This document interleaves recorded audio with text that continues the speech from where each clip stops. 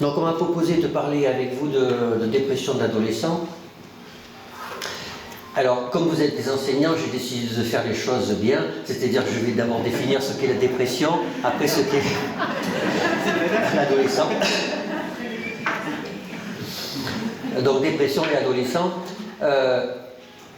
Alors d'abord, je vais commencer par la dépression.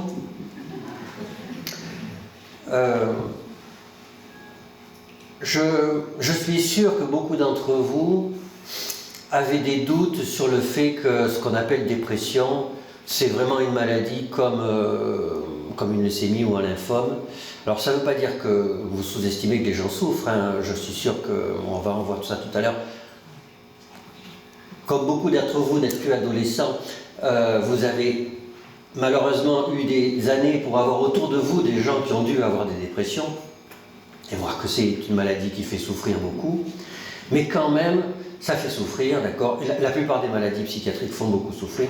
La personne que j'ai vue la plus souffrir dans ma vie était une personne qui avait une mélancolie anxieuse, c'est-à-dire une forme de dépression grave, avec un tableau d'anxiété au premier plan. Je n'ai jamais vu quelqu'un souffrir autant. Même une colique néphrétique, même une fracture de jambe au moment où il vient de se casser, enfin, on n'imagine pas la souffrance que peut déclencher une maladie psychiatrique. Donc, ça, que les maladies psychiatriques puissent faire mal, tout le monde d'un peu expérimenté en a conscience.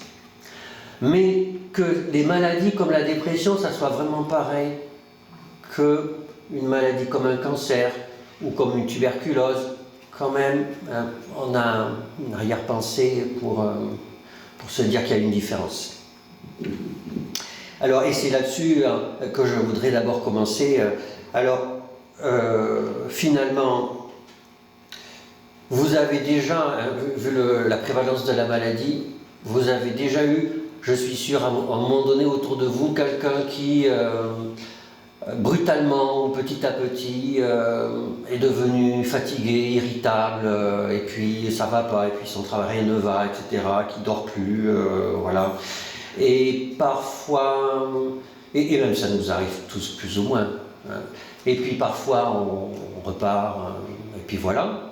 Et puis parfois on ne repart pas, et puis ça dure des mois, parfois même des années, et ça s'appelle une dépression. On appelle ça une dépression. Alors, on va dire, oui, mais ça c'est le monde moderne, c'est effectivement, on est fatigué, il y a le stress, la vie est dure, etc. Bon, la vie a toujours été dure, et en fait c'est très impressionnant de voir ce qu'Hippocrate, il y a 2500 ans, parlait de l'équivalent de la dépression. Il appelait ça mélancolie. Alors, bon, les pathologies n'étaient pas exactement comparables il y a 2500 ans. Enfin, la culture était complètement différente. Et justement, la culture était complètement différente. Les maladies somatiques, organiques, n'étaient pas décrites de la même façon. Et curieusement, vous allez voir comment il dit, comment il décrit un dépressif. Le corpus hippocratique, il est en ligne gratuitement sur Internet, c'est fascinant. Souci, maladie difficile, le malade semble avoir le viscère comme une épine qui le pique, l'anxiété le tourmente, il fuit la lumière et les hommes, il aime les ténèbres, il est en proie à la crainte. La cloison phrénique, c'est le diaphragme, fait saillie à l'extérieur, on lui fait mal quand on le touche. Il a peur, il a des visions effrayantes, des songes affreux, et parfois il voit des morts. La maladie attaque d'ordinaire au printemps. Ben, vous voyez, franchement, alors on ne décrit pas la dépression exactement de la même façon aujourd'hui. On est plus carré, on est plus sémiologique. Là, il y a une intensité dramatique dans la description, c'est littéraire, mais franchement, c'est exactement les mêmes patients qu'on a aujourd'hui. Exactement. Donc en fait, ça fait quand même réfléchir, il y a 2500 ans, la société était complètement différente, l'environnement était complètement différent. Or, les médecins décrivaient, sans statistiques, sans épidémiologie, des pathologies très proches de la dépression. Alors, on va dire, oui, mais alors à l'époque, certes, d'accord, la dépression existe, mais à l'époque, quand même, les maladies psychiatriques, c'était pas vraiment pour les médecins, c'était plus pour les philosophes. Vous savez que les sophistes sont considérés comme les premiers psychothérapeutes répertoriés. Et que même les stoïciens, le stoïcisme, l'épicurisme, c'est presque des stratégies psychothérapeutiques. Hein. Comment aller mieux, comment gérer le fait que dans la vie il y a des chagrins, etc. Eh bien, j'ai une ligne directrice qui me permet de mieux gérer les difficultés dans la vie. Aujourd'hui, on pourrait appeler ça des techniques cognitivo-comportementales. Ben, à l'époque, c'était les courants philosophiques. Donc on va dire, oui d'accord, la dépression existait, mais c'était quand même pas, justement, déjà pas des maladies comme les autres. Eh bien vous allez voir, alors c'est pas un grec, c'est un romain, Cellus Aurelianus, qui dit, alors lui c'est à propos de la manie, on a quand même peu de textes de l'époque, hein. Il dit, ceux qui pensent que la manie est avant tout une maladie de l'âme, et secondairement une maladie du corps, se trompent, car aucun philosophe n'a jamais guéri cette maladie. Vous voyez quand même, déjà là on est à 2000 ans, déjà ils voyaient que oui, il y a des gens qui ont des maladies bizarres, c'est du comportement, c'est des émotions, c'est pas projeté sur le corps, donc on les voit, et eh ben, on pourrait dire, oui, ben, comme on les voit mais qu'on ne voit pas d'organes, en fait, on va en discuter et puis ça va aller mieux et puis ça fait juste partie des tracas de la vie. Eh ben non, ils avaient déjà à cette époque, sans quasiment aucune connaissance biologique, puisqu'à l'époque, on n'avait pas le droit de disséquer les êtres humains. Donc du coup, on n'avait pas d'anatomie, pas de physiologie humaine, on disséquait les poulets et tout ça, mais bon. Et donc, malgré ça, ils avaient l'intuition que c'était malgré tout des vraies maladies. Alors bon, vous me direz, c'est pas un fait scientifique, hein, mais quand même, c'est une première piste pour dire que la dépression existe depuis longtemps et que beaucoup de collègues ont cette intuition que c'est une maladie comme les autres. Alors vous me direz, bah, aujourd'hui, bon, on a de la biologie, on a de la physiologie, on a des neurosciences, etc. Alors que disent les neurosciences sur la dépression? Alors, des dizaines de milliers de pages d'IRM fonctionnel, de dosage, de génétique, etc. Pour les résumer et en dire quelque chose de vraiment percutant, c'est toujours pas si simple que ça. C'est toujours pas si simple que ça. Alors, la chose qui est sûre, c'est qu'aujourd'hui, avec l'imagerie, avec des dosages sanguins, statistiquement, on peut discriminer des groupes de dépressifs de groupes de non-dépressifs. Et ça ne sert pas à grand-chose pour le soin, parce que tout ça est statistique, mais ça a eu un impact sociétal, c'est que ça a permis de montrer aux gens que ça n'était pas qu'une idée. Et vous voyez, c'est quand même curieux dans notre société, eh bien, pour qu'une maladie ait pignon sur rue, il faut qu'on la voie vraiment. La plainte des gens ne suffit pas. C'est quand même un peu problématique pour la psychiatrie, hein, c'est de notre légitimité, enfin la légitimité de nos patients, de la souffrance de nos patients, vient en partie du fait qu'on arrive à montrer que biologiquement il y a réellement quelque chose. Parce que s'il n'y avait pas réellement quelque chose, alors ça ne serait pas vraiment de vrais patients et donc leur plainte ne serait pas une vraie plainte. Et ça, c'est un de nos vrais travers à nos sociétés occidentales. On retrouve ça d'ailleurs en médecine somatique. Hein. Vous savez, un patient qui guérit avec un placebo, eh ben, c'est qu'il a quasiment eu tort de guérir. Hein. Mais c'est vrai. C'est vrai. C'est vrai. Alors, vous voyez, juste pour vous donner un exemple, il existe des médicaments qu'on appelle antidépresseurs. Ces médicaments augmentent la concentration de sérotonine dans les neurones sérotoninergiques. Alors vous me direz, ben là, tiens quelque chose. Ah ben oui, mais on n'est même pas sûr que la dépression soit vraiment liée à la sérotonine, parce que c'est tellement compliqué, les mécanismes qu'il y a en aval de la sérotonine, que c'est pas parce que, en agissant, c'est vraiment l'action sur la sérotonine qui fait qu'à la fin, la dépression va mieux. Et d'ailleurs, quand on regarde dans le détail, les antidépresseurs mettent entre 15 jours et 4 semaines pour agir, alors que la concentration de sérotonine dans le cerveau, elle monte beaucoup plus vite. Donc vous voyez. Et donc, même l'action des antidépresseurs, on n'est pas complètement sûr de savoir dans le détail comment ça fonctionne. Alors vous me direz en psychiatrie, ça y est, encore une fois, ils ne savent pas grand-chose. Mais figurez-vous que le paracétamol, on ne sait toujours pas vraiment comment ça fonctionne. Et les informations qu'on a dessus datent de juste il y a quelques années. Alors, donc la physiologie de la dépression existe, oui. Donc oui, aujourd'hui on peut dire que effectivement ça n'est pas qu'un mot, ça n'est pas que quelque chose que l'on voit avec notre cœur et avec nos yeux. Effectivement, ça se voit aussi dans le cerveau, mais on n'en sait pas grand-chose. Alors, dans la vie de la médecine, quoi qu'on en dise, il n'y a pas que la biologie.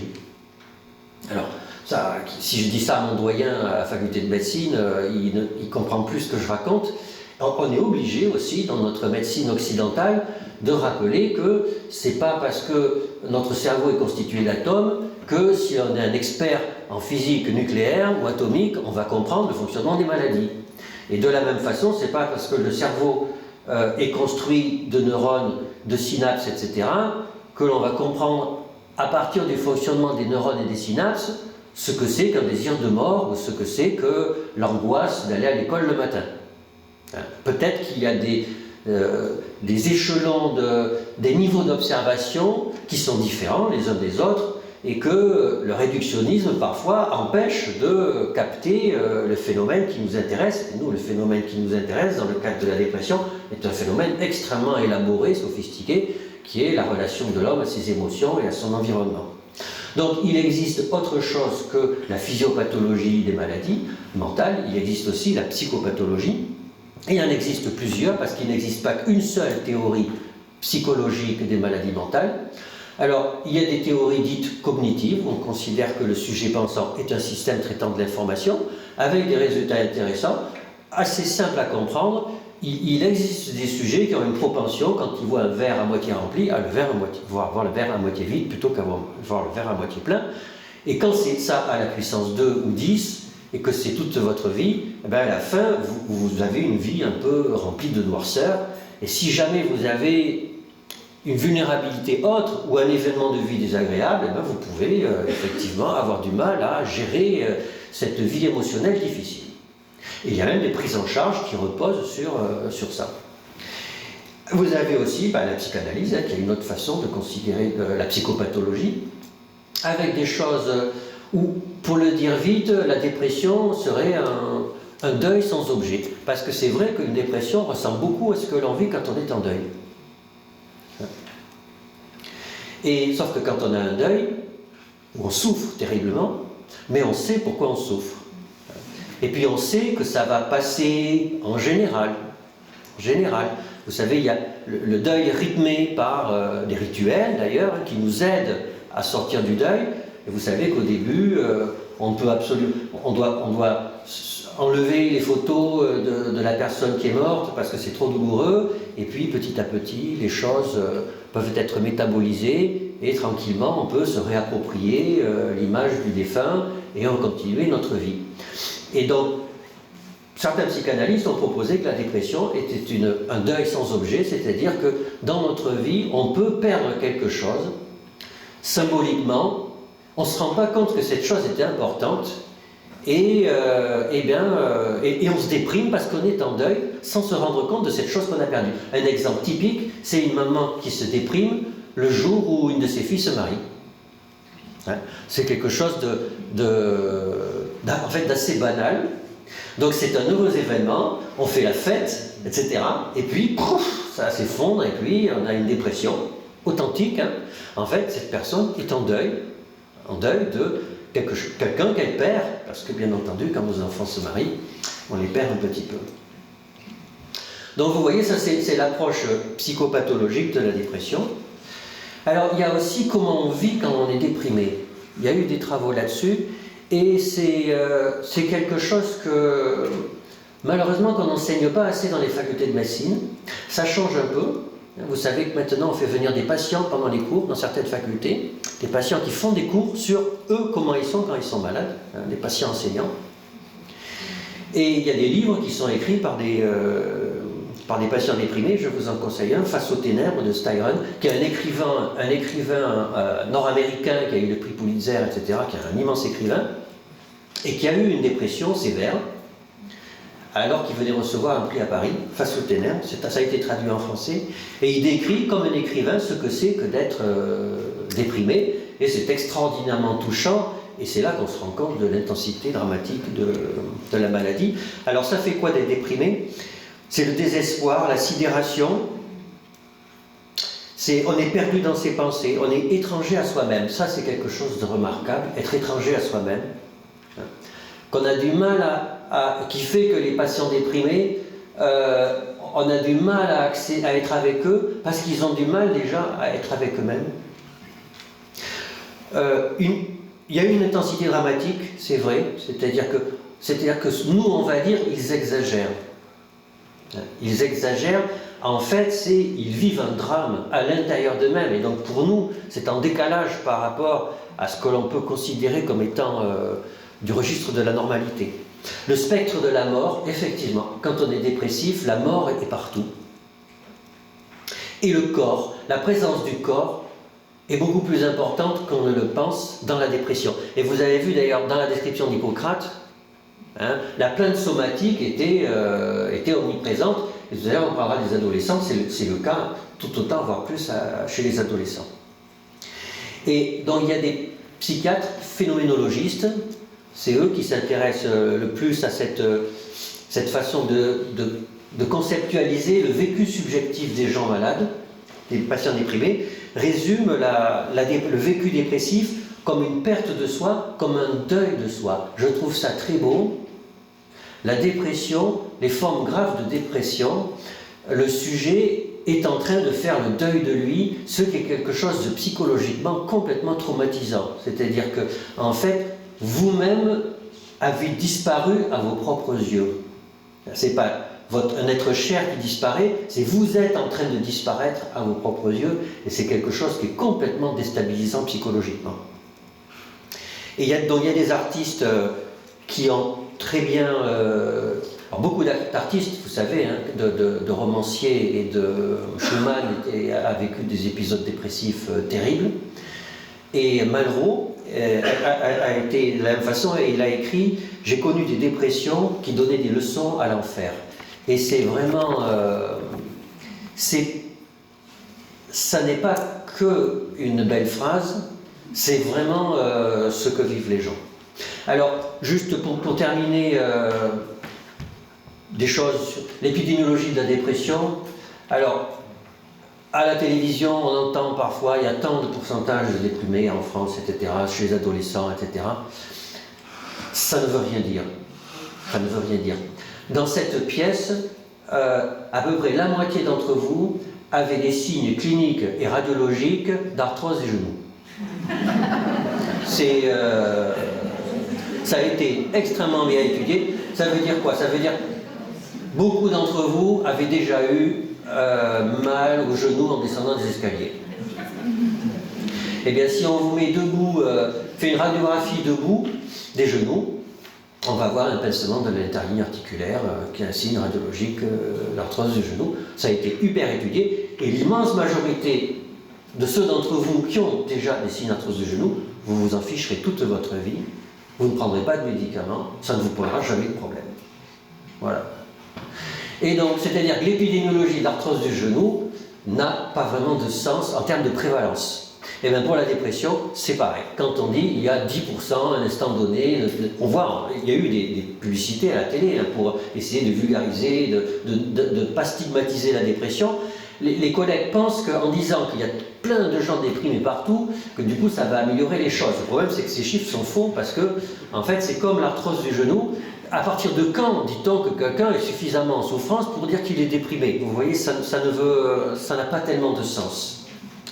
Alors, et ce qui est terrible, c'est que quand on va voir des politiques ou des professionnels, des décideurs de la santé publique, ils veulent savoir combien il y en a, pour savoir combien il faut en soigner. Et on leur dit, non, on ne peut pas dire ça, ça n'a pas de sens. Alors, à un instant donné, il y en a au moins 1 ou 2% qui sont gravement atteints. Voilà, ça c'est évident. Et puis vous avez 5-7% de personnes qui sont dans un creux dans leur vie. Vous voyez, on peut dire ça comme ça. Alors, ça c'est pour les prévalences. En fait, on ne peut pas en dire grand-chose, mais ce n'est pas que de la psychiatrie, c'est un problème lié à l'épidémiologie, en termes savants, des phénotypes dimensionnels, c'est-à-dire des maladies qui ne sont pas que des catégories, mais qui s'échelonnent le long d'une dimension. Par contre, alors, on a quand même des données intéressantes, c'est que, vous savez qu'il y a 2 fois plus de femmes déprimées que d'hommes, sans qu'on ne sache absolument pas pourquoi. Hein? Ce résultat est robuste dans tous les pays du monde, etc., et on ne sait d'ailleurs même pas si c'est authentique ou si c'est juste que les femmes ont plus de tolérance sociétale à exprimer leurs émotions, et donc du coup, dans les enquêtes, elles pourraient s'autoriser davantage à dire qu'elles vont mal. Alors, ce qui est intéressant, c'est que c'est vrai aussi à l'adolescence, hein, il y a 2 fois plus d'adolescents déprimés que d'adolescents, mais pas chez les enfants. Chez les enfants, il y a autant de garçons que de filles, voire même peut-être un peu plus de petits garçons déprimés que de filles à l'école primaire. Et là, il y a vraiment un truc bizarre. Vous voyez, le fait que ça change entre l'enfance et l'adolescence, c'est qu'il y a vraiment quelque chose, ou c'est dans la représentation des émotions, ou alors c'est plus biologique, lié au fait que la puberté, il y a les oestrogènes, la testostérone, enfin, et que ça joue sur les émotions. On n'a pas de réponse à cette question. Alors l'autre point, c'est qu'il y a beaucoup moins de dépression chez l'enfant que chez l'adolescent. Et sans qu'on ne sache, on va avoir, quand on parlera de l'adolescence, on aura des pistes, mais scientifiquement, c'est pas complètement clair non plus. Hein. La dépression chez l'enfant est beaucoup plus rare que la dépression chez l'adolescent. Le suicide, par exemple, n'existe quasiment pas chez l'enfant, c'est rarissime, alors que le suicide de l'adolescent est un drame. Il y a moins d'adolescents qui se suicident. Le pic de suicide, hein, dans notre société, est aux alentours de 55 ans chez les hommes. C'est pas chez l'adolescence. C'est pas l'adolescence. Donc le vrai problème du suicide, c'est un peu nous, quoi. Alors, sinon, les antécédents familiaux, effectivement, sont des facteurs de risque de suicide. Alors, il y a une petite vulnérabilité génétique, une petite vulnérabilité génétique. Et une vulnérabilité familiale, ce qui n'est pas la même chose. Environnementale, bien sûr. Et la maltraitance infantile, etc., tout ce qui se passe d'embêtant dans l'enfance, hein, c'est un facteur de risque majeur de tous les troubles psychiatriques, en particulier de la dépression. Voilà. Alors, les traitements de la dépression, c'est des traitements... Alors, chez l'adolescent et chez l'adulte, c'est un tout petit peu différent. Chez l'adolescent, le traitement de première intention de la dépression, surtout quand elle n'est pas sévère, c'est les traitements psychologiques, des psychothérapies, qui malheureusement dans notre pays ne sont pas remboursés en libéral. Et donc il y a un problème d'accès aux soins. Alors vous savez qu'il y a un pass jeune là, qui est en train d'être expérimenté. C'est une demi-bonne idée, c'est un 3/4 bonne idée. Mais donc ça c'est bien. Et puis il y a des médicaments. Alors les médicaments en mauvaise presse, hein,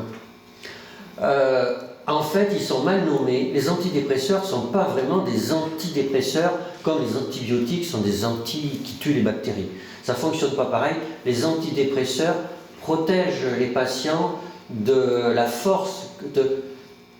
Quand un patient prend un antidépresseur, il peut dire typiquement, avant, les émotions s'accrochaient à moi, maintenant, elles sont en distance. C'est un peu comme s'il y avait une vitre insonorisée entre les gens et moi. Vous voyez ? Donc, avec ça, on a à la fois les effets indésirables et les effets actifs des antidépresseurs. Vous voyez, ça protège les émotions pour le meilleur et pour le pire. Donc c'est pour ça que ces médicaments en mauvaise presse, ils ont mauvaise presse quand on ne sait pas ce qu'ils font. Hein.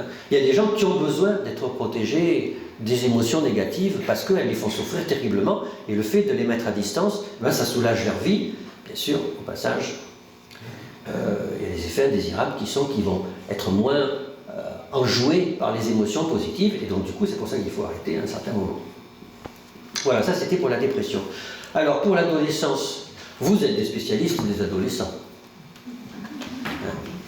Ben, figurez-vous que le problème, c'est que si je vous demande, on va faire une interrogation écrite, quelle est la définition de l'adolescence?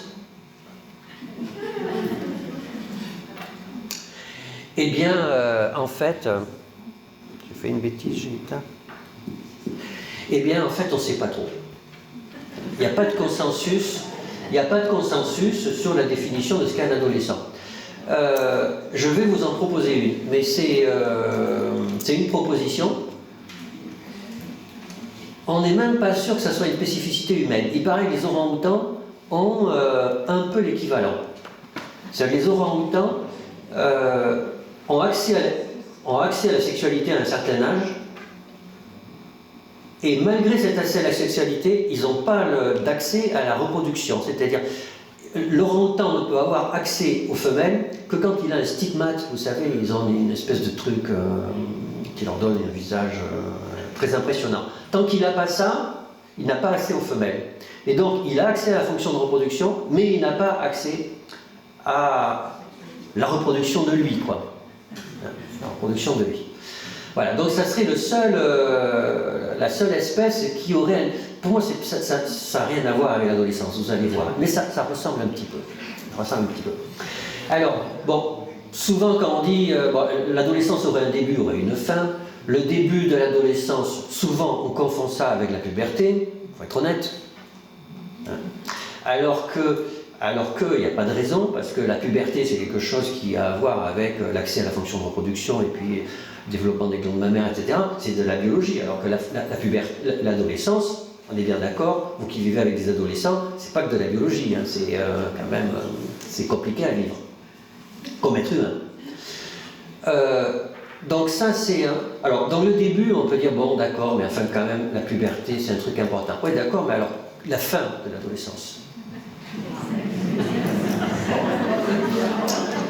Alors là, la biologie a moins de trucs à dire.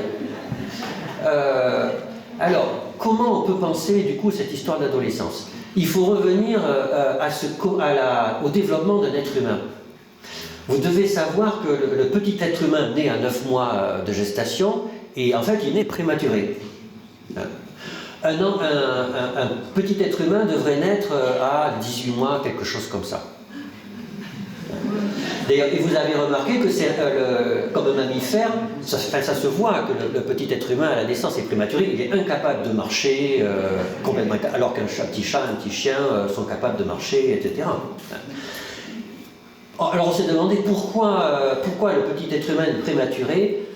Une explication, parce qu'elle est finaliste, mais cette explication est belle, c'est que, en fait, qu'est-ce qui limite, pourquoi le petit être humain ne continue pas à croître dans le ventre de sa mère? Parce que le diamètre de son crâne va continuer à pousser et que ça ne va pas passer par le détroit inférieur du bassin de la femme. C'est le bassin inférieur, il y a un détroit, enfin, qui a un ovale un peu comme ça, qui est la limitation du diamètre que le fœtus a pour pouvoir être expulsé lors de l'accouchement. Et c'est le diamètre du crâne qui limite le diamètre du fœtus quand il passe. Ce n'est pas les épaules, c'est le crâne. Et d'ailleurs, c'est pour ça que les os du crâne ne sont pas soudés. Comme ça, quand le fœtus passe, les os du crâne se chevauchent les uns sur les autres pour que le crâne diminue de diamètre. C'est millimétrique. C'est millimétrique. Et c'est tellement millimétrique qu'en fait, pour que l'humain ait un cerveau le plus développé possible à terme, eh bien on le fait naître prématuré et son cerveau continue à croître en dehors, comme ça. Alors pourquoi? Ben parce que qu'est-ce qui fait le succès de l'humanité, pour le meilleur ou pour le pire? C'est ses capacités cognitives. C'est qu'il est capable de penser, parler, interagir, etc. Et ça le rend super puissant. C'est pas nos muscles, nos crocs, etc. C'est notre intelligence. Et donc, en fait, alors, je mets du finalisme là-dedans, c'est pas du tout c'est une façon de dire les choses. Hein. En tout cas, notre succès, c'est d'avoir des fonctions cognitives très développées. Donc, ça passe par, 1, on est prématuré. 2, on a un accès à la sexualité, il faut attendre 11, 12, 13 ans. 11, 12, 13 ans, c'est énorme. Toute l'école maternelle, l'école primaire, on apprend. Et pendant ce temps-là, il n'y a pas de sexualité, donc on apprend encore mieux. Puisqu'on... Bien sûr. Bien sûr. Alors après, arrive la puberté, l'accès à la fonction de reproduction. Eh bien là, ça ne suffit pas. Il faut apprendre encore. Encore. Et longtemps. Longtemps, puisqu'il va y avoir le collège, le lycée, plus la fac. Et ça, c'est pas prévu naturellement. C'est pas prévu naturellement, c'est que le collégien, vous avez dû remarquer, ne pense qu'à un truc, c'est les histoires de gars, de filles, de trucs, etc. Et Facebook, et alors, etc. Lui, il est avec une telle, et j'envoie un mot, enfin, etc. C'est-à-dire que, et c'est normal, dès qu'on a accès à la fonction de reproduction, ben, quelque part, on a envie de le faire. On a envie de le faire. Or, qu'est-ce qui est un drame pour un parent, alors que quelque part ça devrait être bien, hein. Avoir un de ses enfants à 14 ans, une fille qui est enceinte, c'est une catastrophe, on est bien d'accord. Hein. Alors que c'est pas une maladie, alors que finalement c'est de la vie, etc., c'est une catastrophe, hein, sociétalement. Donc, dans notre société, eh bien, il y a un âge de la vie, à partir de 12-13 ans, où on est censé faire quelque chose, c'est-à-dire avoir des rapports sexuels pour avoir des enfants et fonder une famille, et où sociétalement, c'est strictement interdit. On peut tolérer le sexe un peu, ça dépend de plein de trucs, mais fonder une famille, pas du tout. Et ça va durer, en gros, 10 ans, quoi. Hein. Eh bien, cette période de 10 ans, où on devrait faire quelque chose, et où c'est interdit, ben ça s'appelle l'adolescence. Et ça a des effets indésirables, c'est que comme vous avez envie de faire quelque chose qui est interdit, eh ben vous faites n'importe quoi. Donc, alors, vous pouvez faire des choses bien, c'est-à-dire, ça vous pousse à sublimer, à faire de la musique, à écrire des trucs complètement originaux, etc. Et puis ça vous pousse à faire des conneries, à vous rebeller, à dire que vous en avez marre, etc. Sans verbaliser, bien sûr, on ne verbalise pas ça. Donc c'est une proposition, et bien sûr, et l'adolescence se termine, ben en gros, quand vous avez le droit de fonder une famille. Et à ce moment-là, vous n'êtes plus adolescent, vous pouvez rentrer, et donc on sait bien que le jour où on a des enfants, en général, on n'est plus tellement adolescent. Ça remet les pendules à l'heure. Alors, donc ça c'est alors pourquoi l'adolescence, ça a une relation particulière avec la dépression? Alors, d'abord parce que c'est une période d'instabilité, pour la raison que je viens de vous dire. C'est une période de très haute instabilité. Et 2, parce que c'est aussi une période de deuil. Parce que vous savez qu'à l'école primaire, à l'école maternelle surtout, on est amoureux de son papa et de sa maman, ça continue, hein, même si on est au XXIe siècle, à l'école maternelle, etc., etc. À l'école primaire, bon, on ne le dit plus trop, mais c'est quand même toujours un petit peu vrai. À l'adolescence, c'est fini. L'objet du désir n'est plus les parents du tout. Et ça, il faut en faire le deuil. Il faut faire le deuil du fait que le rapport aux parents change brutalement. Hein. Et c'est pour ça que la relation aux parents change brutalement à l'adolescence. Et donc, il faut faire le deuil de ses rapports à ses parents, il faut faire le deuil de son corps d'enfant.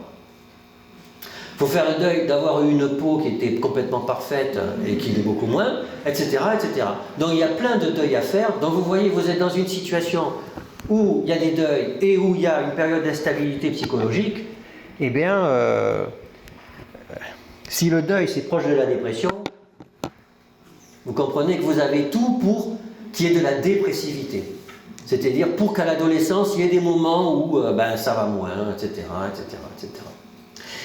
Et donc c'est pour ça que c'est particulièrement délicat, la dépression à l'adolescence, parce qu'il est naturel qu'un adolescent ait des moments de dépressivité. Mais parler de dépression, alors là, c'est parler de ce qu'on a décrit tout à l'heure, hein, de ce que décrivait Malraux ou Hippocrate. Vous voyez, c'est très délicat et c'est un objet clinique particulièrement compliqué, d'autant plus que malheureusement, à l'adolescence, plein de problèmes peuvent arriver, comme une entrée dans la schizophrénie, etc., qui peuvent aussi brouiller les cartes. Voilà, donc, alors, je suis sûr que peut-être que vous attendiez de moi que je vous donne des conseils pratiques sur comment faire pour être en face d'un adolescent déprimé, comment les reconnaître, etc., etc. Et vous comprenez bien qu'à partir de tout ce que je viens de vous dire, c'est compliqué, mais c'est même compliqué pour quelqu'un dont c'est le métier. Hein. Franchement, nous avons des patients pour lesquels on peut se demander pendant 6 mois, en les voyant une demi-heure tous les 15 jours, est-ce qu'ils sont vraiment déprimés ou pas? Est-ce que c'est autre chose? Hein? Est-ce que... Donc vous imaginez bien que si c'est aussi compliqué que ça, c'est difficile de vous donner un truc pour vous dire « Ah ben oui, voilà ». Non, alors moi ce que j'ai envie de vous dire plutôt, c'est pas un truc sur la dépression, mais c'est un rapport avec ça, c'est que en fait, le plus souvent, nous avons des résistances à l'intérieur de nous qui font qu'on n'a pas envie de voir que les adolescents sont déprimés. Et c'est plutôt là-dessus qu'il faut travailler. Vous savez, il y a eu une expérience qui a été faite auprès de médecins généralistes pour savoir comment ils interrogeaient leurs patients à propos du suicide. Et bien donc on a filmé et on a regardé ce qu'ils disaient le plus souvent. Et ce qu'ils disent le plus souvent, c'est « Vous n'allez quand même pas me dire que vous pensez à vous suicider ». Vous voyez, hein? Et c'est pas parce qu'ils font mal leur job, c'est que c'est très dur de demander à quelqu'un « Est-ce que vous pensez à vous suicider ?» C'est très difficile de dire ça. Et donc du coup, le médecin, il sait qu'il doit le faire. Il sait, il a appris, le suicide c'est grave, il faut que je demande, donc je vais demander, allez j'y vais. Bon alors vous allez quand même pas me dire que vous allez le faire. Oh ben non, non, non, bon j'ai demandé, j'ai posé la question, il ne le fait pas, etc. J'ai fait mon job, vous voyez. Et je ne leur en veux pas du tout. Et je suis même sûr que ça m'est déjà arrivé de faire quelque chose comme ça. Et avec la dépression, c'est pareil, si vous voulez. Vous voyez un adolescent, surtout s'il est proche de vous, la plupart du temps, on a une intuition qui fait qu'on sait que ça ne va pas trop. Ça ne va pas trop. Mais on va avoir du mal, on va pas dire, on va dire « Ah tiens, oh, tu vas quand même pas me dire que tu es déprimé quand même. » Enfin, vous voyez, on va avoir un peu tendance à dire des choses pareilles. Et bien, moi, si j'avais un conseil à vous donner, ça serait plutôt que d'avoir des trucs et des astuces, ça serait plutôt d'apprendre à vous regarder vous par rapport dans votre relation aux adolescents. C'est qu'à un moment donné, apprenez à vous écouter. Si vous voyez qu'un adolescent ne va pas bien, eh bien, dites-vous, tiens, je suis en train de le voir et j'ai une crainte pour cet adolescent. Prenez de la distance et dites, tiens, ben alors, c'est moi qui raconte n'importe quoi, quels sont les éléments, etc. Vous voyez, essayez de prendre du recul. Et puis, si vous dites, mais quand même, ça m'inquiète, eh bien, vous avez le droit. Et si vous êtes inquiet, vous êtes un être humain, un adulte.